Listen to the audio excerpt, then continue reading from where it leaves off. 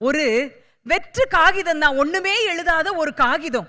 அது ஒரு ஆர்டிஸ்ட் கையில கொடுக்கப்பட்டுச்சு அப்படின்னு சொன்னா அதை கொஞ்ச நேரத்துல அவர் அழகான படங்கள் வரைஞ்சி அதை ஒரு அழகான பேப்பரா மாற்றிடுவார். அதே ஒரு வெற்று பேப்பரை ஒரு கவிஞரோட கையில கொடுக்கப்பட்டுச்சுன்னா அது அந்த கவிஞர் ஒரு அழகான கவிதை எழுதி அது விலையேற பெற்ற ஒரு பேப்பரா மாற்றிடுவார்.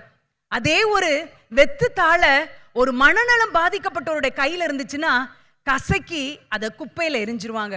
இதே ஒரு வெள்ளை காகிதம் போல ஒரு பேப்பரா நம்ம வாழ்க்கைய, உங்க வாழ்க்கைய ஏசப்பா கையில மாத்திரம் நீங்க கொடுத்தீங்கன்னா எவ்வளோ அழகா, எவ்வளோ விலையேற பெற்றவங்களா உங்களை மாற்றிடுவாருங்கிறது எவ்வளோ உண்மை இல்ல?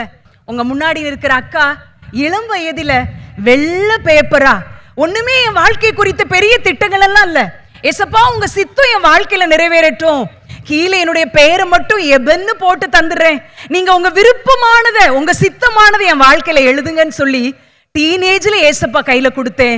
அவர் இந்த நாள் வரைக்கும் அவர் அற்புதமாய் அதிசயமாய் நடத்தி வருகிறார். என்னுடைய வாழ்க்கையிலே, என்னுடைய தனிப்பட்ட வாழ்க்கையை அவருடைய கரத்துல எடுத்த ஆண்டவர் உங்க வாழ்க்கையும் அப்படியே ஆசீர்வதிப்பார். ஹல்லேலூயா.